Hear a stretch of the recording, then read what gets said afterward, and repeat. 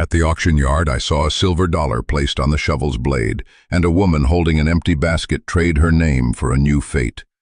Then ice broke. The stove went cold. 2 bowls sat ready. The door left ajar, the shovel tilting faintly each time the wind came through. No one said stay or go, but the choice had turned into sound. The iron shovel leaned against the foot of the platform, its blade still clotted with frozen mud. No one cleaned it. The wooden handle was dark, polished at the grip by another person's sweat.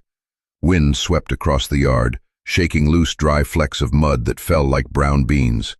I stood in the back row, where the warped step groaned under my boots. The woman held the empty woven basket. The bamboo strips showed small chips, the splintered ends raising tiny barbs. Her hands were cracked, nails worn down to nothing, the thick callus on her thumb like a scale. Her feet were wrapped in rags. The edges were soaked, dark up to the ankle. Her hair held bits of ash, not evenly gray, just mottled, like smoke stains on a kitchen roof. The crowd watched as if waiting for a show. A few chewed tobacco, spit into the mud, the string of spit going white before it broke. A child clung to his mother's skirt, peering through gaps between grown legs, eyes round. The horse tied to the rail flicked its ears, white foam at the bit. Overhead, the yard sign swayed, its chain clicking faintly. The auctioneer stood on the platform. His old vest was missing a button. The stiff collar chafed his neck raw. One hand rested on the ledger, its leather cover smooth at the corners, the gold lettering worn away. A small wooden gavel lay apart from the ink bottle, a crack running down its head. He cleared his throat. The voice wasn't loud but steady, like a man used to counting grain in a bin. 30 cents, start. No one answered. The wind did. It scraped cold along people's backs, slipped into empty sleeves. He went on. Cooks, clean, sober, good teeth. A snort of laughter came from somewhere. 30. Still nothing. She didn't lift her head. Her eyes, behind the tangle of hair, were neither sharp nor dull, just as if looking through something thin held in front of her. Both hands held the basket tight to her stomach. It was too light. Holding it that long and no one bothered to move it. The earth beneath was darker, maybe soaked from the rag-wrapped feet above it. The auctioneer added, "Keeps a fire well. Biscuits rise. Floors scrubbed bright. Once had a husband." The word once slipped out and hung in the air for a beat. Someone repeated it, teasing. The auctioneer's mouth turned down. He flipped a page in the ledger, his pen tapping the margin. The thin smell of ink threaded through the cold mud scent. Wind came again. Her hair stuck to the edge of her mouth. She didn't push it away, just tightened her hold on the basket. The bamboo strip tapped her finger bone with a dry, faint thud. I looked at the basket, then at the shovel. One was empty. One was heavy. Both leaned on something else to stay upright. No one raised a hand. No coin dropped. Time stretched out like taffy, sticking to the tongue, sweet without sweetness. The auctioneer breathed deep. His throat rasped. 25, he said. A yawn came from the back. Someone churned a boot heel in the mud, splashing a leaf-shaped stain on a pant leg. A hand then set a silver dollar on the shovel's blade. Dry. The metal's tap against steel was just enough to turn every head. The dollar wasn't bright. It was scratched, edges worn, the face faint. The man didn't hand it to the auctioneer, didn't toss it onto the platform. He set it on the shovel like placing it on a small altar, wiped only in passing. Wade Mercer, taller than the stable door, the kind whose loose hinges knock in the wind. His shoulders were wide as roof beams. A dark wool coat, collar turned up, without show. Hat low. Only the edge of new stubble showed, dusted with unmelted snow. His hands were large, joints knotted, each knuckle like square stones in a dry riverbed. He didn't speak right away, kept his hand on the coin a beat longer. When his fingers lifted, they left a clean ring, the size of a nail's head, in the fine dust on the blade. People looked at the ring, then the hand, then the face not yet seen beneath the brim. The auctioneer blinked. His eyes were like old marbles, glaze chipped. "Sorry?" he asked, as if mishearing. Wade stayed still. tilted his head. Nothing. Yet she held it like holding an unfinished task. The old sweat in the bamboo rose when weak sun slid through clouds, a faint sourness, the kitchen scent of a pot long left covered. Her feet inside the rags trembled once, then stopped, not from cold, from waiting. The auctioneer looked from the coin to the shovel to Wade. His hand neared the gavel, then pulled back. He gave his wrist a small flick, as if brushing off a fly that wasn't there. $1, he repeated, voice empty. Any higher? No one. Only the sound of a rein tightening, metal rubbing soft on metal. The horse flicked its ears again. A drop from the wooden eave fell onto the shovel's blade, landed right on the frozen mud. The stain darkened a shade. The dollar stopped trembling. Wade didn't move. Only his coat shifted faintly with each breath. Slow, even, like a man who could stand there until day's end. I'll say it once more. The auctioneer raised his head, repeated the line he always used, though no one believed it would mean anything today. In our town we did things slow. Even the business of shaming someone was slow. Everyone wanted to look a little longer, like watching a wound to see if it closed. No more laughter. Even the scuff of boots in the mud could be heard clear. A crow slid overhead, its shadow falling across the platform, then slipping off and gone. The woman tilted very slightly, as if to keep her balance. The basket strips knocked together once more. Dry, short. Only those close by noticed. The auctioneer nodded. A small movement, like a knuckle clicking. No noisy swing of the gavel, just the nod to end it. On the ledger, the inked line sank one mark deeper. He didn't say sold. He didn't look at her. He only looked at the silver dollar on the shovel as if it had just changed its name. Wade stepped forward, not hurried. Each step placed solid, like measuring his place against the earth. He didn't reach a hand to her, didn't touch skin. He took off his hat, brushed away the bits of snow, put it back on, then removed his coat. Not new, thick cloth, collar flattened from pressing against his jaw too many times. He lifted the coat, held it a second, then slowly set it across her shoulders, coughed lightly, tapped the gavel against the platform's edge. The sound wasn't thunder. It was a period written with a soft nib. Someone tied down a sack on a wagon. Someone lifted a child to a shoulder. The yard fell back into its usual breathing. Mud was still mud. Wind was still wind. Only the shovel remained where it stood, leaning a little forward now from the loss of the dollar's weight. Wade didn't leave right away. He turned just a quarter of his body, enough for his voice to clear the covered half of his face. He looked at her, but didn't wait for her to look back. She goes with me. He said it as if to the shovel, to the basket, to the ledger, to the mud.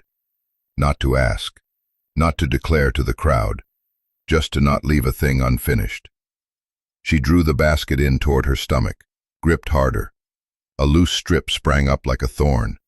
She pressed it down with her forefinger. The strip stayed flat.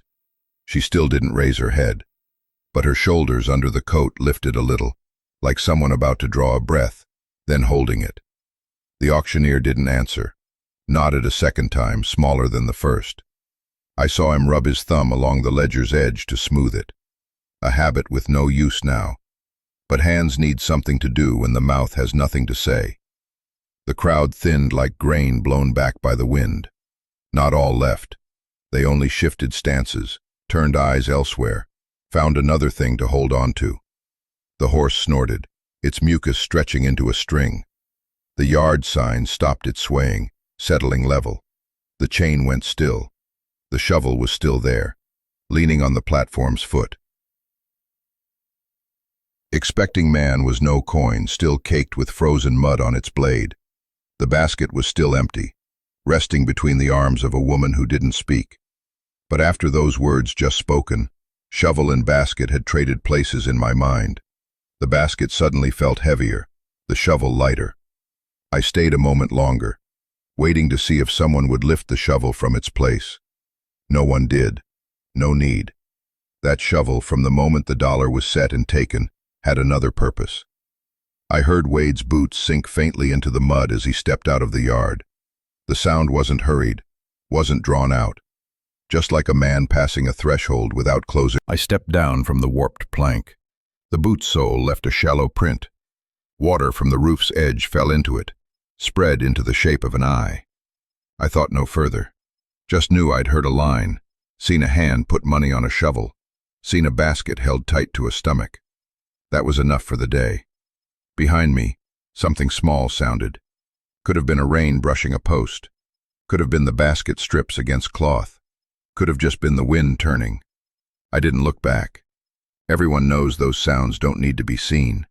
They only tell you a thing has been decided, not by words, not by a gavel strike, but by the way people stand, don't touch, and say 3 words just loud enough. The shovel lay crosswise in the wagon bed, its handle braced against a sack of seed tied with an old rope.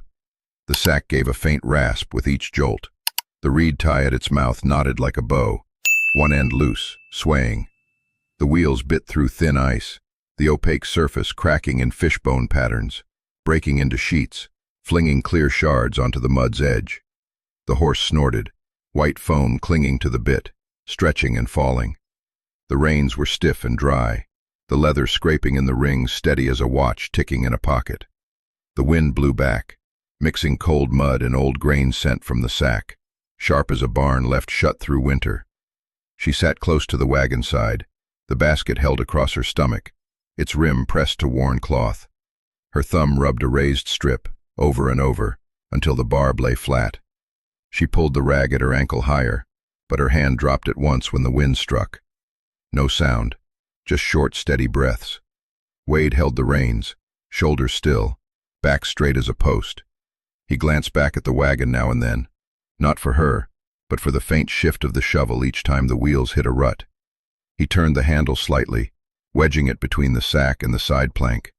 A small final motion, neither kindness nor coldness, just to quiet the sound. The road began to slope. The ice thinned, mud rising shallow. The iron wheels cut ruts, dark water lifting, holding a reflection of the gray sky. The sack rolled an inch, braced harder against the shovel handle. The loose reed end kept swaying, tapping the steel with a sound like a mosquito's whine. Spine comb. Wade's roof came into view behind a low hill. Gray pine boards, paint on the door peeling, the frame tilted a millimeter off. Thin smoke from the stovepipe was gone, no scent of fresh ash. I stopped at the fence post, loosened the tie, let my horse work at a few stalks of dry grass left in the snow. They turned into the yard. The shovel knocked once against the wagon slats, then went still. Inside, the stove was cold, the iron top thick with soot, the rim edged in a green film as thin as moss. The wooden table split along the grain, the crack ending where an old tack was fixed, widening a little at the end where a hot pot used to rest. A single chair, legs slightly bent, the seat hollowed into a patch from long hours of wear. On the wall hung a black iron hook shaped like a J, scratched at the tip. Wade pulled off his gloves, brushed snow from his boot heels, set the woven basket on the table. He didn't look at her, or at the basket. "If you can cook, then cook," he said, voice low, dry, as if to the stove. He slid the chair tight to the table, his hand touching the old worn hollow exactly, then turned away, the door opening a slit, his coat pulling a thread of cold air inside.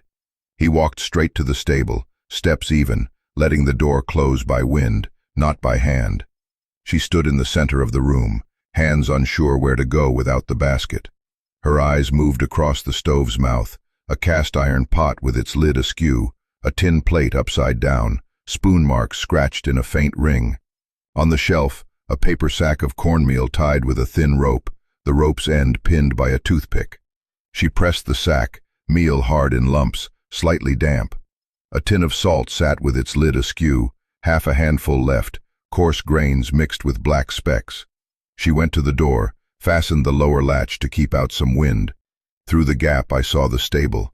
Wade was bent beside a paint horse, the tie rope rasping against the post. He didn't look back. She came inside, laid a handful of old ash at the stove's edge, drew a small circle in it with her finger, as if testing for a live ember. The ash was cold. Her finger blackened. She wiped it on the hem of her skirt, leaving a smeared stain. She lifted the cast iron lid. Inside was empty, the bottom marked with silence. After a while, she slid open the bottom drawer of the wooden cupboard and pulled out a bundle of old hay someone had stuffed there. The bundle was flat, short-stranded, with bits of yard trash in it. She didn't light it. She shaped it into a small cone, set it under the stove's mouth, struck flint from where it lay beside the mortar, the metal's scent sharp in the throat. She didn't touch the spark to it yet. She looked at the stove's opening like someone at a stranger's doorway. Wade came in for a brief moment, opened the cupboard, took another rope, ran it through his hand once, hung it on a hook above his head. He glanced at the stove, the basket, the woman. Didn't ask. He hung his coat inside, kept his outer jacket on, turned to leave. The door bumped once. In the closing draft, I heard his boots across the damp, firm stable floor. Morning came through the window in a white stripe. At the stove's mouth, there was no scent of hay smoldering from the night before. She rose early, hands careful, stuffed hay into the hearth, blew 2 short breaths. Fire caught the way hay does, flaring bright, then dropping quick, leaving red specks no larger than a pinhead. She didn't step outside for wood. The porch door stayed shut, the bottom latch fixed. Outside, the wind slid along the planks, a sound long, thin. The shovel stood at the door, its blade dry. The dark mud stain from the other night still there, but the top smooth, not wet, gray in the light. She looked over at it, didn't touch. The handle was dusted with yellow hay from when Wade hauled it in last night, the dust caught in a short cross streak, like a handprint missing fingers. She took salt from the tin, scraped it level with a knife tip, sprinkled it like light rain over the pot's hot bottom. The sharp scent rose at once. A pinch of cornmeal crushed to loosen, mixed with water from a split-lipped wooden ladle, stirred slow, the wooden spoon's tip sounding low against the pot's bottom. She didn't taste, just watched the color shift from clear to cloudy, from thin to thick. When the rim's bubbles grew even, she lifted the pot off the fire, set it on a brick stand, the hay flame dying on its own. Wade came in before the rooster's second crow. He hung his coat on the hook, his fingers brushing the even. Her finger rested on the rim, the short nail scraping over an old notch, stopping at the rough patch. Wade sat in the only chair. He set both hands on his knees, laced lightly, not tight. He didn't reach for the bowl right away. He looked at the split in the table leg, at the tack driven against the crack, then reached. 3 spoonfuls, then stopped. He laid the spoon across the bowl, didn't tap. He stood, walked to the door, opened it a slit, set his hand on the shovel's handle, lifted it 1/2 inch, then set it back. Not because the shovel needed it, because his hand needed something that didn't involve words. Outside, dry snow fell in stray flakes, melting halfway down. The horse struck a hoof against its stone block, the sound crisp. I came to return the farrier's pincers to Wade, leaning on the fence post, waiting. Inside, the sound of spoon against bowl was done. The sound of the stove, of hay, of a rag wiping the tabletop with the grain. No one asked anything. By noon, the sound of wagon wheels dragging through old mud was different than in the morning, slower, lower, as if carrying words rather than goods. A shadow pushed across the porch, tall in shape, hat brim pulled low. I knew the fringe on the sleeve, one of those who laughed often in the saloon, always riding on someone else's words, never his own. He stood under the eave, didn't knock. "Told you," he said, his voice like rolling a small stone in the mouth. "A woman like you won't stay put." He nudged a pebble with his boot toe. It rolled under the porch boards and stopped against the door latch. Wade came from the stable, wiping his hands twice down his trousers, walking straight to the porch. He didn't tell him to leave or stay. He simply stood in the doorway, blocking half the light from the room. His shoulders fit the frame exactly. No need to spread his arms. Even the wind would have to slip past the edge of his coat to get inside. She didn't come to the porch. She stood inside, a forearm's length from the table, looking through the doorway with pupils that held no light. No words. She drew the woven basket closer by half a handspan, its rim slightly crooked to the grain. Without looking away from the man, Wade reached out and straightened it to the table's edge. His fingers brushed. Man spoke again, less spit on the words this time. "You'll see," he said, voice loosening like a man standing in the wrong place too long. Inside, a thin line of blue smoke rose from the stove and was gone, the heat pulling the salt scent sharp again.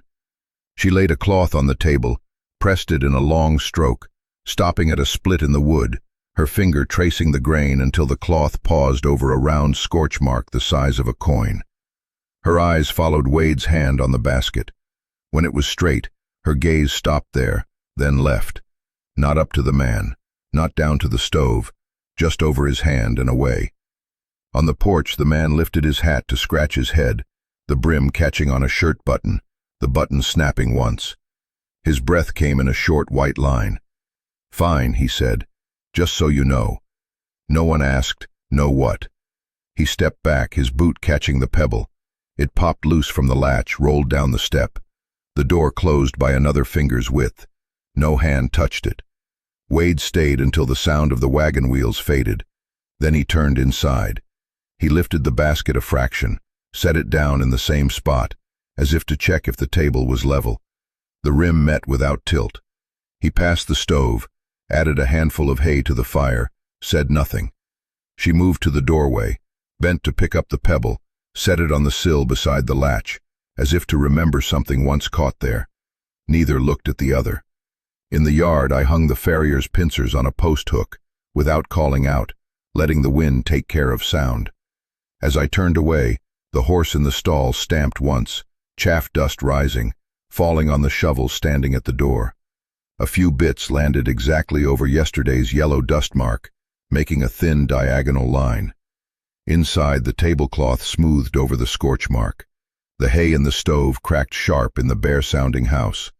No one spoke, but the way the basket sat square and the shovel stayed upright against the wall told me enough. Unease had stayed, seated somewhere between person and stove. Not loud, only heavy. And heaviness like that lasts longer than words through a doorway. I led my mule away, didn't look back. The wind carried the smell of salt burning for a few steps, then dropped it. The shovel now leaned flat to the wall near the door, its pot's lid.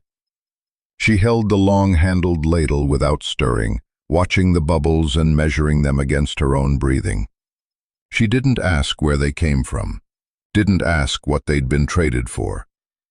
Wade came in when the fire was steady.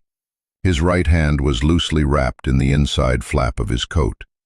When he pulled it back, I saw the two saw-toothed bites of barbed wire pressed into the flesh near his thumb's base. The blood didn't run, only pooled into a dark red bead, waiting.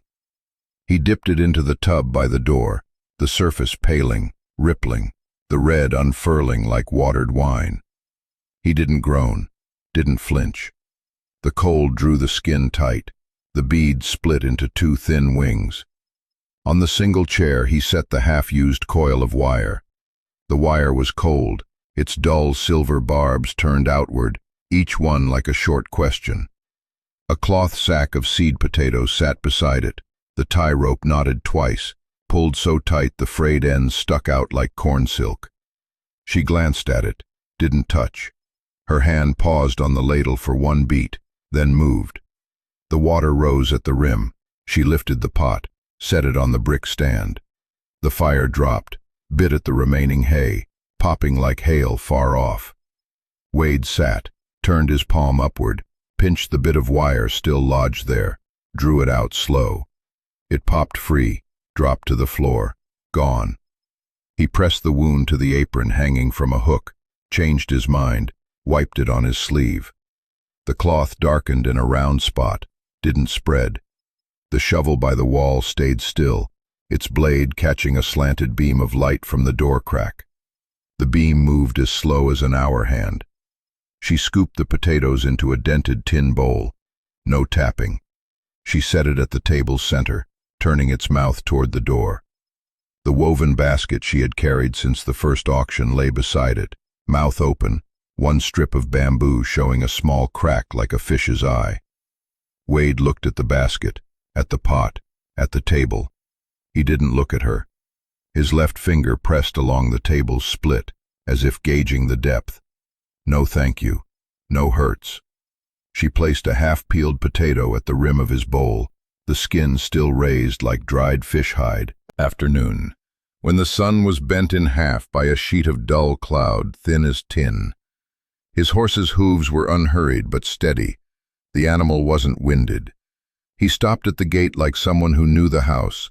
No call, no clearing his throat.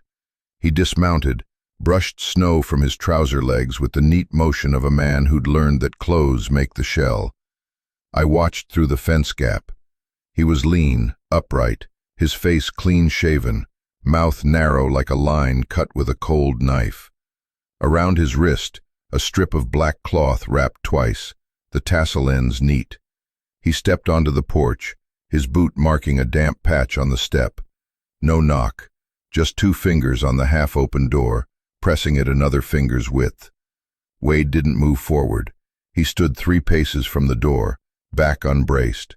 The table was in between, shovel against the right wall, the woven basket on the table, the bowl of potatoes half empty, steam thinned and low. She stood near the stove, hands clasped, the tendon lines in her wrist faintly raised. The heat from the pot fogged the window's edge in a thin streak. "Here for a debt," he said, voice flat. No name, no title. His eyes didn't linger on Wade. They slid past his shoulder, over the stove, stopped on the basket, then on her hands. He didn't smile. The corners of his mouth neither lifted nor fell.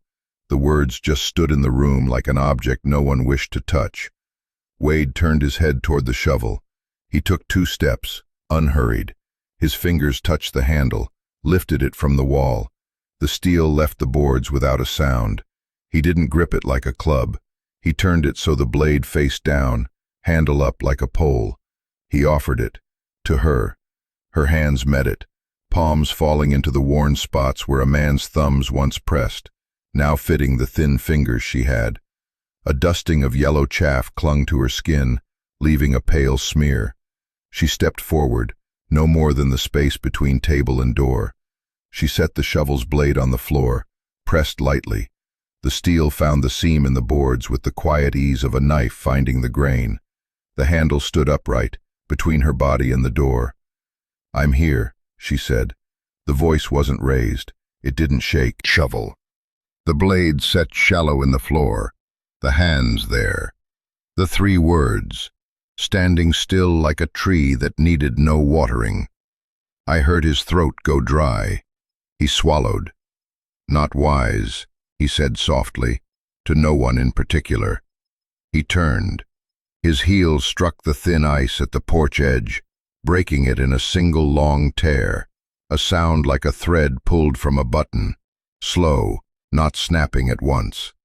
He stepped down, still unhurried, but the straightness was gone from his back. His shoulders drew in, like wearing a borrowed coat. He mounted, gathered the reins, the horse's breath clouding like pot steam, and left. Inside, the shovel still stood. The handle rested in her hand. The stove cracked once, a knot in the wood giving way, an ember rolling to the lip like a winter firefly. Wade didn't move. He looked at the space the man's body had filled, the cold still there, like iron just pulled from coals. She drew the blade from the floor, the steel left without scratch. The mark was thin, a short line running with the wood's grain, unbroken. "I'm here." Those words were no longer in the air. They had settled on the floor, thin as the line the blade had left. On the porch, ice broke in a long run. Not a single sheet, but many linked, from step to landing, landing to porch, porch to yard. The sound went in one stretch, until the wind swallowed it at the last fence. I listened to the tail of it. The wind's gut went hollow, leaving a flat quiet. Wade stepped forward. His frame didn't grow or shrink, just softened at the corners. He stopped in front of her, blocking nothing, avoiding nothing. The shovel in her hand leaned toward his leg. He didn't take it. He reached for the basket, didn't snatch, took it as one would take a warm thing to move it from one place to another. She let go at the same moment he set it down. Nothing fell through the space between. He set the basket on the table. The cracked wood took it on the unbroken grain. The bamboo touched the surface with a sound so light it barely made noise, more a feeling at the fingertips of anyone who'd held such a thing. He turned it a quarter, lining its rim with the table grain. Stopped. The heat still in the weed. Wade braced an elbow on the table, fingertips close to the rim, not touching. A small flame in the stove popped, its light catching on his nail, clearing it in a clean streak like fresh filing. In the yard, the debt man's horse was no more than a speck on the ice road. The pasture wire slackened, back to its old rhythm. The scent of cold iron faded, giving way to boiled potato and hay smoke. On the porch, a late piece of ice fell, breaking off beat but joining the long line before it, like a last sentence said after a finished paragraph. She drew the bowl to herself, ate the rest slowly, without leaving any. Each chew moved her throat a short, smooth distance. Wade didn't look. He listened, his ear tilted to the kind of sound only someone close would hear, the sound of another still being there. When she set the bowl down, the tin's touch to wood gave the basket a faint shake. The warmth in the bamboo was gone then. Wade rose, went to the hook, took down the coat hanging inside, folded it, set it over the chair's back. His outer coat stayed on. He crossed to the stove, picked up a stray ember by the hearth's edge with 2 fingers, dropped it back in the fire, said nothing. She set the pot back, not to reheat, only to draw it half a span nearer the flames. Wind pressed once through the board seams, dying quick, like someone holding back a cough. I leaned on the fence post, looking through the door. The table, the shovel, the basket, each the same as before, yet not. The shovel cleaner, the basket warmer, the table unchanged, but the place it held was someone's now. Maybe that night, a rafter mouse would come down and gnaw a softened strip of bamboo. In the morning, they would see the small tooth marks. They would say nothing. They would set the basket in the table's center, straight to the grain. They would eat. They would step outside. The thin mark of the shovel's blade on the floor would darken with dust. No one would erase it. No need.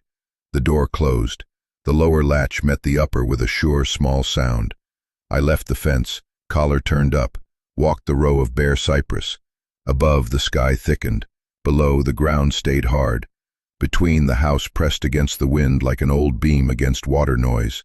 And inside, a basket had been set straight. A blade was clean, but along the spine a single flattened straw clung, yellow, gone dull and stiff. The stove glowed at a steady heat, not flaring, not fading. She set the pot on, turning her body to avoid the curl of smoke, her left hand shielding her throat for a beat. Wade pulled out a chair. No tipping, no scrape meant to be loud, just enough to make the legs hum twice against the floorboards. She ladled the potatoes into a bowl, placed it slightly off, then straightened it with the table's edge. They ate in silence. The spoon tapped the tin bowl, the sharp ring dulled by thick wood. Steam blurred a palm-sized patch on the glass. Droplets formed, slid down, leaving a damp trail. Wade held the bowl in both hands, thumbs hooked over the dented rim. She ate slow, chewing until the potato lost its grain, then swallowing. I stood on the porch, leaning on the fence post, hearing the cow in the stall breathe evenly. Wind through the hook made the shovel sway a fraction, the handle shifting just enough to give a sound as small as a word not yet spoken. No one spoke. No need. The shadows on the wall shortened as the fire sank. In the basket, the old cloth liner was stained for the first time, a long oval mark like a soaked seed. At dawn, she rose before the first rooster call. The stove's ash still held warmth. She prodded it lightly, found 2 coals not yet dead, stacked hay over them like a small awning, blue once short, once long. The fire rose without a crack, brightening at the base, climbing the stalks, leaving behind coals the size of coins. The damp scent of night ash lingered, mixed with the strong smell of a shirt drying too near the heat. She opened the salt tin, tilting the knife just so, as always, for an even scatter. The salt fell with a crisp patter, grain by grain, striking the pot's bottom in a light knock. Cornmeal loosened under a tap, falling free instead of in lumps. Water from the wooden ladle poured in a thin stream, breaking the surface without splash, spreading in a thin ring. Wade came in while the porch light was still blue. He hung his coat on the second hook, leaving exactly a hand's width between the two. Toward the stove. She straightened it with a fingertip, not lifting it, then stopped. Wade ate first. She ate after. Neither hurried the other. Spoon after spoon, the sound shifted when the bowl was scraped to the dented patch. No words between. Body heat warmed the room more than the fire. On the wall, the shovel was still. Its handle slept like a house post. One morning the shovel was gone from the wall. The hook was bare, a pale rectangle on the boards where the blade had hung, like the mark left when a picture's been taken down. She noticed at once. Her gaze stopped on it, didn't scan the room. The stove still burned hay. New ash covered old in two tones, a seam like the meeting of sand and mud. She didn't ask, didn't go to the stable. She poured water into the pot. The sound was hollower than the day before. Later I saw her fetch more from the trough outside, the ladle knocking the rim with a dry talk. No rain, dry wind. Only the ground near the stable was marked with a long dark streak, like water poured from the back door to the dry creek bed. All day the shovel didn't return. The hook held only coats and rope. That wall leaned somehow, as if used to weight now gone. The cow chewed slow, eyes on the yard. Wade wasn't in the house, not in the stable. No axe, no hammer. Only a crow's single startle cry, then nothing. By afternoon the door opened. Wade stepped in empty-handed. His chest was damp in a narrow diagonal. Brown earth clung to the hem of his coat. His boots tracked soft mud, leaving a curved trail from the door to the hook, stopping short. He shook his hand once at the wrist, the way a man does after holding something heavy too long. The shovel followed, its blade wet with earth. Not frozen mud, dark, pliant soil, thin from edge to spine. Along the side, two small flat pebbles were wedged like teeth. Wade set it upright, angled as before. It didn't touch the coat, didn't touch the rope. The gap between them was a breath's width. She took a worn cloth, not the table rag, gray, frayed at the edge. She didn't ask. She stepped to the shovel, touched the damp earth on the blade. Her finger came away muddied. She drew it straight down, ran a hand down the handle, not to clean, just to set the grain straight.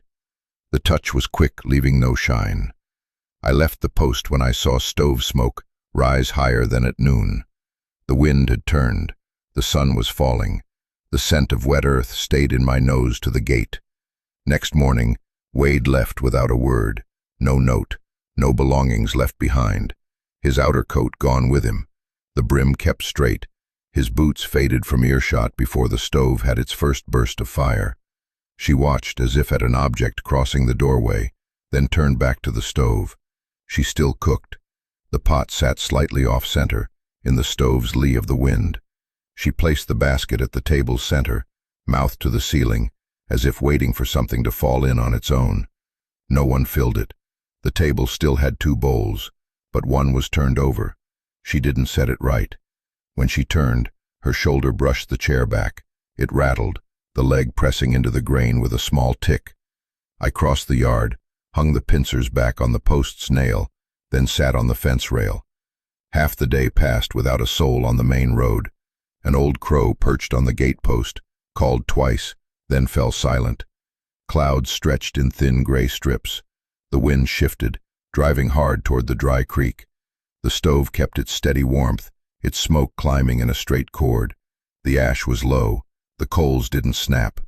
When the sun touched the hill's rim, the door opened. No call ahead, just the dull note of the iron latch meeting the wood bar. Wade came in carrying a new sack of seed. Coarse cloth, black lettering faded, the hem stitched in long basting with hemp thread, tied shut in a single loop, one tail hanging long. He set it at the table's foot, exactly where the basket had sat the day before, only a little closer in, as if to keep from the chair's leg. She didn't look up, still turned, skimming foam from the pot's surface to the rim, letting it break quietly. He opened the sack, pinched a few seeds into his left palm, neither showing them nor hiding them. They made the sound of dry rain shifting against each other. He blew across them. Chaff dust rose from his palm's grooves, clinging to the nail's edge like pale chalk. He tied the sack's mouth again, not neat. Hard. Beneath. Soft. The shovel's blade cut in, lifted, broke the ground in strips. Each strip laid beside the last, as straight and joyless as a child's first written lines. She followed, left hand holding the basket, right hand dropping seeds, a knuckle space between each. Each seed fell with a faint click in the damp soil, then silence. Their shadows lay across the furrow in parallel. When Wade stopped to wipe his wrist against his sleeve, the shovel's shadow stretched, covering a length of the row. When she bent, the basket tapped her knee. The bamboo made an old sound, like a thing remembering its name. No one said, enough, or not enough. No one counted. Wade covered the seeds, his boot tamping lightly in the manner local to here. She looked at her footprints beside his, one deep, one shallow. On the slope, the wind cut across, sending the seeds off-center. She pressed them back with her fingertip. Mud stuck to her nail. She wiped it on the boot's edge, leaving a brown smear. By noon, the back of Wade's shirt had darkened into the shape of a large leaf. The old barbed wire scar on his hand had faded to the color of pencil lead. She didn't look at it. She looked at the darkened handle of the shovel. She touched it once when shifting the basket, her finger sliding over the shine without stopping. They worked on. By evening, the basket was full again, not with potatoes, with seed. The kernels glinted with chaff dust like dry frost. The weight made her shoulders sag slightly. Wade noticed, said nothing. He took the basket for half a moment, switched it to her other hand, then gave it back, only to set the balance right for something no one asked for. On the way home, the basket walked between them. The shovel kept to Wade's side, its blade tapping his knee every third step, the sound of steel on thick cloth muted. In the house, supper was no different, only less cold for the heat of the firewood. The pieces were small, no thicker than a child's wrist, burning fast. They were careful with the coals, gathering the glowing ones into a corner of the stove to keep their heat for morning. The two bowls on the table didn't touch. Spoons lay across them without tapping. The basket leaned against the table's leg, twice. Then quiet. Maybe they'd finished. Maybe not. It didn't matter. The house's heat rose thin through the roof, crooked in its line. The wind bit my neck. I pulled the scarf up. Through the door crack, I saw Wade's back cast in a dense shadow on the wall, touching the shovel's handle, then pulling away. Beside it, her shorter, rounder shadow fell over the basket, covering its mouth like a lid. They didn't speak of what had been sown, or what had been dug, or of the shovel's going and return. They only ate from spoons, pushed the bowls out a little when done, wiped the table with the cloth folded double, hung it on the low nail so the drips marked the floor in a small black spot that would dry by morning. Night came. The door closed. The latch met. Inside, everything stood exactly where it belonged, and each thing held just enough warmth to go unnamed and still be known. When the snow melted, the roof dripped evenly, like an old clock just wound again. Water from the eave fell to the sill, cutting a glossy brown track into the wood. Inside, the shovel still hung on the J-hook by the door, blade turned inward, handle facing out. The grip had darkened another shade no one spoke of, its shine light as if the grain had been passed by many hands without pausing. The basket hung beside it, mouth open, half filled with seed. Dry kernels rasped against each other in a sound like rain on a tin sifter whenever the wind slipped in. Chaff clung to the bamboo, dimming the corners as if dusted.